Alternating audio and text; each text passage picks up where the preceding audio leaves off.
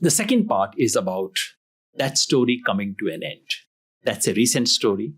I'll summarize it quickly, partly because we all know this. Partly, as I said, there's no point in repeating that dark story over and over again. So I'll just offer you the sort of summarized part of what's happened. You may have noticed that I kept slipping from the present to the past tense when I was speaking about Indian democracy. That is because of my understanding that the democratic republic that I have been speaking about, that many of us present in the room had interpreted and often celebrated, has come to an end. There are multiple interpretations of what has happened to India's democracy in the last decade or so, and I speak of India after 2014, which is clearly a watershed moment. I would only urge that calling it democratic backsliding does not quite capture what we have experienced. Of course, it's democratic backsliding, but this metaphor is just inadequate. It tells you of a temporary slide back in an inevitably nice and lovely journey, or sad backsliding on a scale that we know. To be sure, India was no model of democracy in the first 6 decades of Indian democratic experience. It was, at best, an imperfect democracy judged by its own model of a democratic republic. But we have slid from being an imperfect democracy to a system that cannot be meaningfully characterized as a democracy anymore. I would prefer to describe it as a system of competitive authoritarianism. A system that continues to claim that it is democratic, that continues to hold elections that are not farcical as of now, where the possibility of the ruling party losing a critical election is fast diminishing, but has not been extinguished altogether, but where all other elements of democracy are seriously compromised. Therefore, I call it the end of India's first republic. You could say it ended in 2014. I would probably say more like 2019. Modi's second coming is clearly a watershed. And then we can say, well, that republic has now come to an end. What we are witnessing is a transition from the first socialist, secular, democratic republic, that's the language of the Constitution, to a quasi-democratic, firmly majoritarian, and crony capitalist order that stands in sharp contrast to the promise of a democratic republic. We could date the inauguration of the Second Republic to 2014, when BJP started consolidating its electoral, ideological, and coercive power into a new one-party dominance system. Now, one-party dominance is not new to India. All students of Indian politics would remember that. But unlike the famous Congress system of consensus, the new BJP system is based on a concentration of power, a sectarian ideology, and social exclusion of minorities. This Second Republic need not have a new constitution. And of course, after the 24 experience, it will not have a formal new constitution. We know that. As long as the regime can define and redefine the threshold of tolerance for deviations from constitutionally mandated procedures. The constitutional form of parliamentary democracy may be retained. Yet for all practical purposes, India is drifting towards a Latin American-style presidential democracy, where the supreme leader draws power from the people and is answerable only to them. I hesitate in speaking about Latin America in Richard's presence. He knows infinitely more than any of us does. Instead of being one among many episodes in a democracy, elections have become the only available democratic episode. Any form of political contestation outside the electoral arena, dissent, protest, human rights struggle, civil society activism is ruthlessly suppressed. For its survival and popular acceptance, the ruling dispensation depends upon occasional electoral endorsement, a massive propaganda machine, formal and informal regimentation of non-state media, indirect control of judiciary and other autonomous institutions, continuous crusades against internal enemies, and you know who, and regular military adventures, especially preceding an election. India may never formally be declared a Hindu Rashtra, It would be unnecessary, for the regime has successfully instituted a non-theocratic majoritarian order. The new India is a negation of India's democratic republic, where public is continuously mobilized to undo the republic. That, in a sense, is the name of the process. Mobilize the public to undo the republic. Speaking where I do today, I hardly need to emphasize that India is not unique in this respect. After decades of searching for a model of transition to democracy, we now need an inventory of reverse transitions, of how functional and stable democracies collapse. But I would resist a global overarching theory of a neoliberal fascism or populism that sweeps across the globe. An examination of the democratic erosion in India over the last decade suggests a distinct route, what I call a democratic capture, where the mechanism of democratic mobilization and election is used effectively against the ideal and institutions of democracy. This democracy capture is not an accident, nor is it inevitable. There is no guarantee that this is just a passing phase. At the same time, this is not irreversible. Its contingency invites us to a new democratic theory that is alive both to the risks and the possibilities inherent in the variety of political arrangements that use the label democracy. India is not a case of democracy that never took roots. This could be true of many other parts of the world. You could say, well, democracy was formally instituted, never took roots. It is not the story of decline and fall of democracy. It is the story of an unusual success and an unexpected collapse. It's a very unusual story. Clearly, the second decade of the 21st century was not the first time Indian democracy faced the real challenge of a democracy capture. It could have been attempted in the mid-60s, in the aftermath of Sino-Indian War, or at the death of Nehru, and the subsequent severe crisis, including famine. These are moments when democracy capture could have happened. It happened and nearly succeeded during the emergency, being thwarted largely by Indira Gandhi's self-goal, when her overweening self-confidence and misjudgment about her popularity led to her calling the elections of 1977. She could have done without it. Arguably, the intersection of Mandal and Mandir with the sudden collapse of Congress and the economic crisis all around 1990 offered yet another possibility for democracy capture. But as so often happens in history, there was a road that could have been taken but was not taken. In each of these instances, a possibility that existed did not turn into an occurrence. As a matter of fact, 2014 was the least probable of all these moments. And that is something students of Indian politics and history must answer one day. Why in 2014? Why not in the 50s? Why not in the 60s, 70s? But I would suggest that each success of Indian democracy left chinks, cracks, or bigger gaps in the democratic enterprise and exposed it to the dangers of a capture. It took a determined political player and a constellation of events to string many of the existing long-term vulnerabilities and turn a dire probability into a calamitous reality. This is what happened in 2014. Does this story hold after the extraordinary elections held last year? Because in 2024, things changed. Many of us, our mood changed at least. Things looked very different. I suggest that there is no qualitative change in the nature of the challenge to the Republic, though we had a better glimpse of the possibilities of politics of reclamation. I do not mean to undervalue the significance of what happened in 2024. We were all in our small ways actors in that.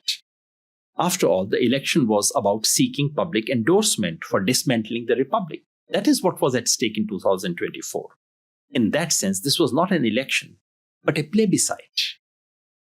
Modi ki guarantee was the catchword to legitimize all that this regime had done and anything that it could possibly do. This election was not about NDA, not even about BJP. It was about the supreme leader seeking unconditional approval. Hence, the threshold of victory was kept very high, 400 par, though unspecified. It was not just a plebiscite. It was a carefully orchestrated, controlled plebiscite. Given the high stakes, the regime left nothing to chance to eliminate the possibility of a contest where all legitimate, semi-legitimate, and illegitimate means were deployed. This was the least free and fair parliamentary election in the history of independent India. In a plebiscite, there are only two outcomes, yes or no. In this case, it was a clear no. And that's the significance of this election. Let us not be deceived by the clever play of numbers, percentages, coalition tallies, and so on. Anything below 303, which is the number BJP had in 2019, would have been a moral defeat for the regime. Anything below 272 was a political defeat for the BJP. And anything below 250 would have been a personal defeat for Mr. Modi. That's exactly what it turned out to be. There was no way to evade the conclusion that the regime cobbled up numbers, but it failed to secure the mandate. So, in a sense, something big really did happen in 2024. But it does not take away from the large challenge that we are speaking about. If the outcome of Lok Sabha election had opened up the sky of political possibilities, the subsequent state assembly elections, especially in Haryana and Maharashtra, indicated a shrinking back. That is probably a slide back. There have been serious question marks over the integrity of these elections. And I have here people in the room who know more about Maharashtra than I possibly do. At the same time, it cannot be denied that the ruling party has learned from the setback of 24 and has tightened up its electoral machine in ways that are both foul as well as fair. We notice the foul part of it. We talk about it as we should. But it's also the fair part that they have tightened up. As they say in Hindi, ek number or do number, dono ko theek kar liya hai. More to the point, the regime has recovered from its political loss and is back to governing in the way it had in the first 10 years. While popular discontent continues to simmer, control of media and use of state power has ensured that the nature of challenge to the republic is qualitatively no different than it was before 2024. Now I come to the third part of what I wanted to say, which is what is to be done. As a political activist, that's really my central concern. So everything I've said so far is a prelude to, what I'm thinking here, what I'm going to say now.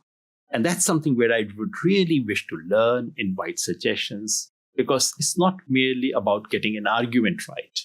It's about getting a country right. How then do we go about reclaiming the democratic republic? Everyone naturally thinks, and with good reasons, of mainstream political parties and how they can get their act together before the next parliamentary elections of 2029. That has to be the cornerstone of any thinking about reclaiming. At the same time, any serious thinking on this score must link various fields and sites of action. The tactics need to weave the familiar moves with new and surprising maneuvers. The strategy must harmonize the immediate with the midterm and the long term. The vision that guides it must recast the foundational vision of the Republic for our times.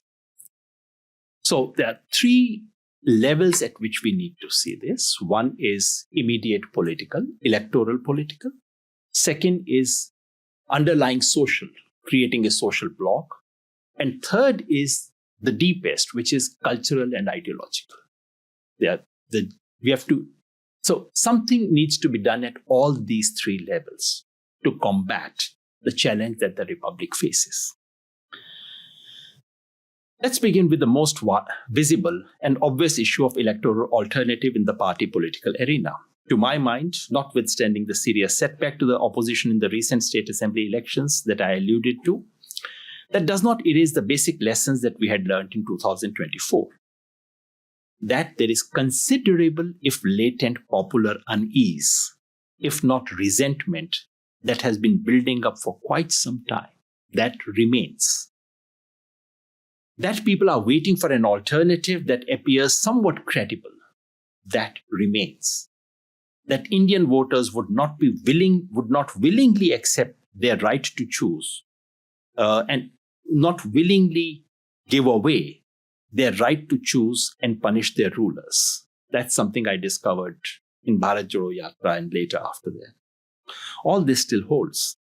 The simple lessons for the opposition are for anyone to see. The India coalition must hold, if not expand, till 2029. Within the coalition, the principal challenge and the principal responsibility lies with the Congress party, whose revival in North Indian Hindi states holds the key to defeating the BJP in the coming parliamentary election. These are just elementary things. The combined opposition may not need one face. It already has one to the extent to which it needs. But it needs a narrative, a shared agenda that can be put forward before the people. So there is something called the India Bloc. What exactly does it stand for? Much of this is discussed all the time in the media, and I can hardly add much more to it. The question, of course, is whether the present regime can at all be defeated in any national election. That's a question.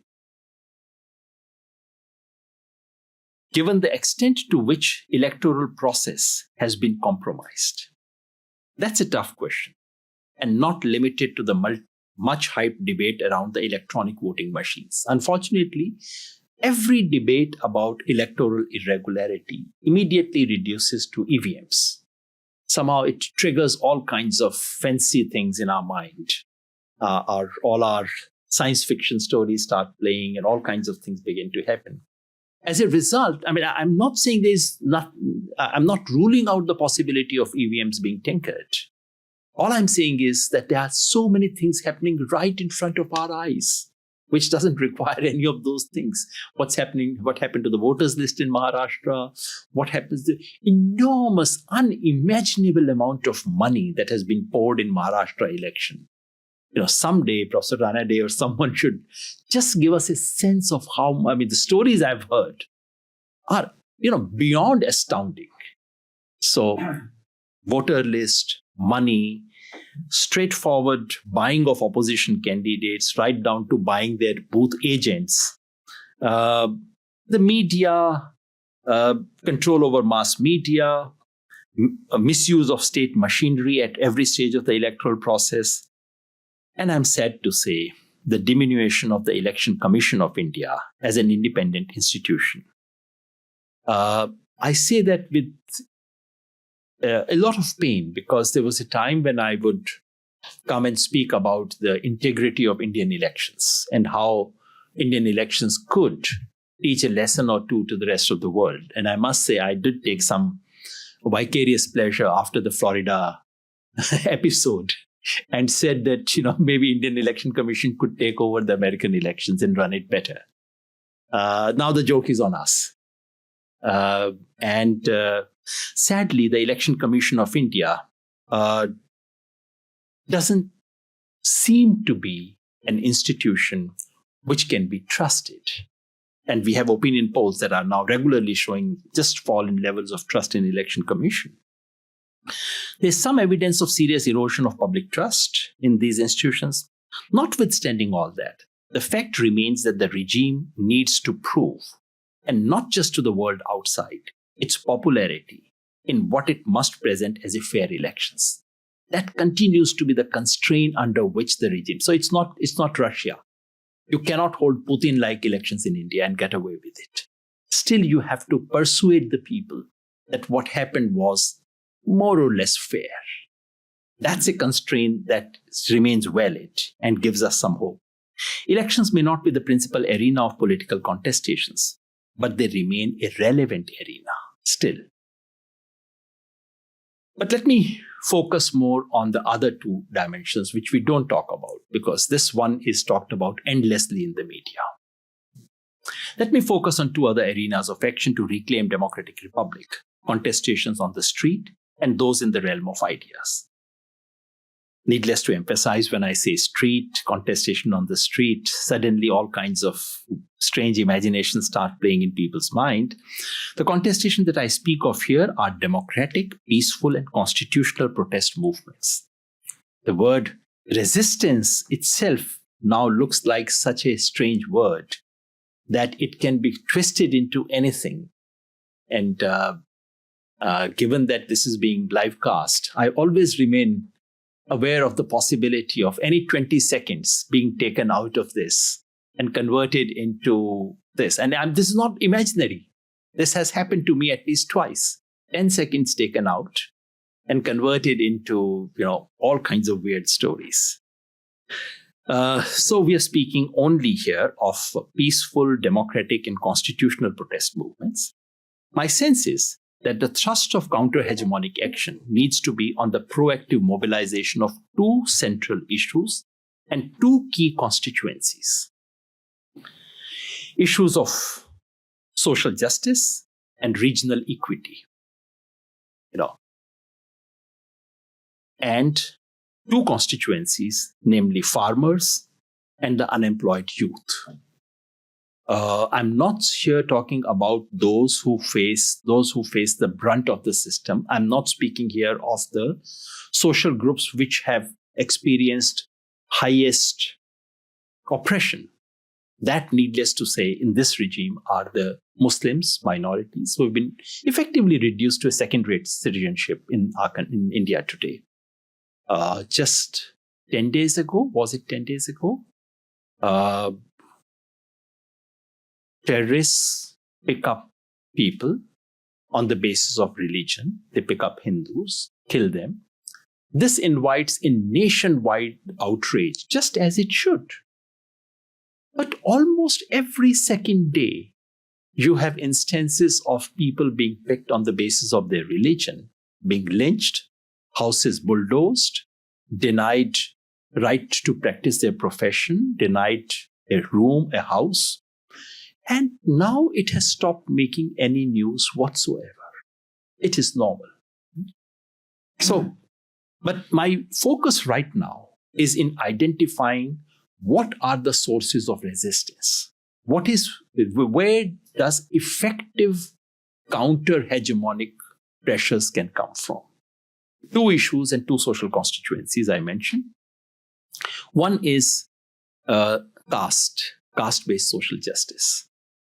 Over the last 2 years, following the second Bharat Jodo Yatra, the Congress has raised the issue of caste inequalities and social justice in a systematic manner around threefold demands of caste census, removal of cap on reservations, and expansion of affirmative action in the private sector. These are the three demands the Congress has pushed.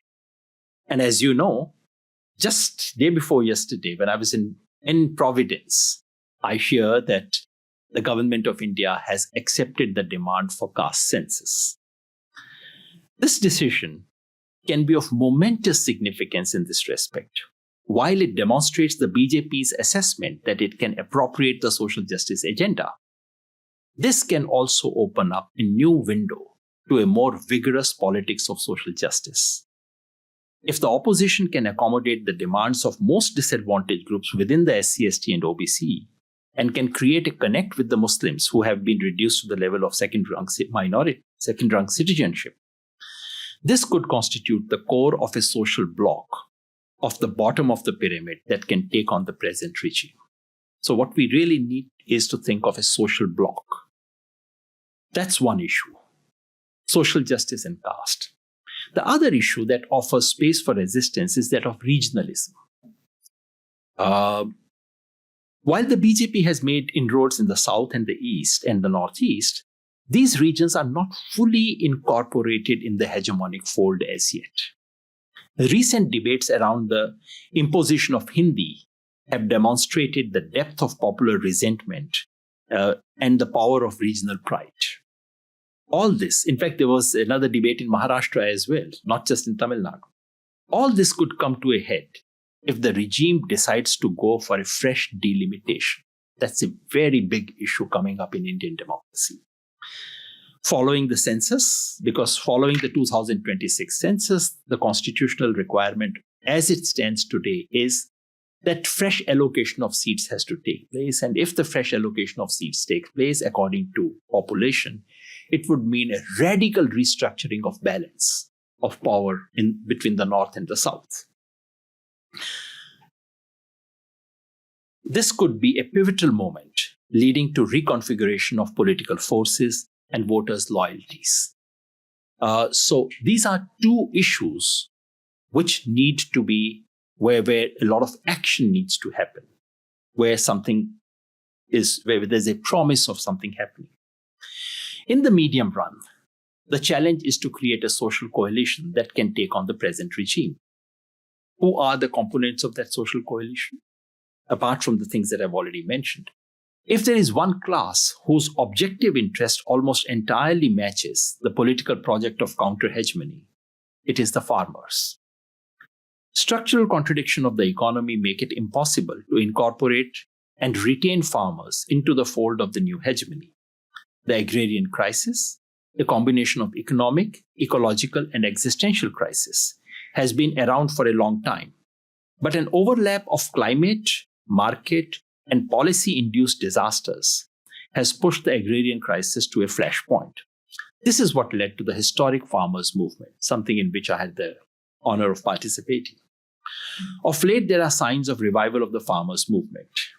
And here, once again, there is a pivotal moment coming, which is if India goes for a trade agreement with the US, which it will, and if that involves or is seen to involve a trade-off for farmers against the IT or the corporate sector, which may well be the case, then there is a very serious possibility of a major farmers' protest, for which preparations are already in place.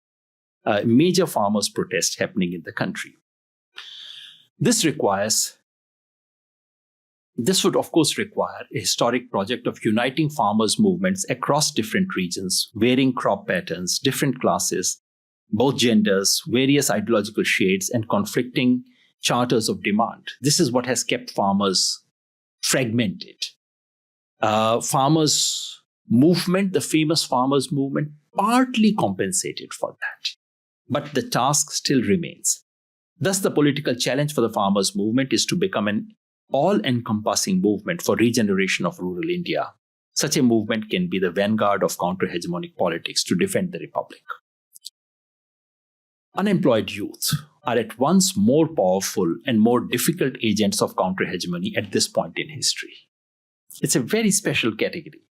Youth movement is more powerful by virtue of the sheer energy, speed, and visibility that it can bring to counter-hegemonic politics. Yet it is far more difficult, as the existing movement is much weaker and fragmented than the farmers' movement, and it is tougher to find issues and sites that can bring the various sections of the youth together. The objective conditions are as ripe in the case of farmers. In fact, I would say more present there, riper than in the case of farmers. An extended period of jobless growth, decline in real wages, possible shrinking of job opportunities, contractualization of organized sector employment, widening gulf between work conditions of organized and unorganized sector workers, an educational system that fails to provide skills or knowledge, and growing disparities in educational opportunities. All these conditions remain. You cannot go to any Indian village or an urban basti, speak for 2 minutes about employment issue, and not have people explode anywhere. I mean, I can take a bet. Go to any point, close your eyes, put your finger on some point in the map, go there, just ask this question. And so the conditions are there. The subjective conditions are also, on the balance, favorable. The crisis is seen and felt by affected group. Take any opinion poll, or unemployment tops the charts. There is enough evidence of a latent youth unrest that occasionally comes out in campus protests across the country. Clearly, a significant section of the youth is uncomfortable with the cultural politics of this regime as well. The real challenge at this moment is how to marshal this latent energy into counter-hegemonic politics. Creation of a nationwide youth movement on the two issues of equal access to quality education and dignified employment is thus a historic possibility and a historic challenge. Now the third arena.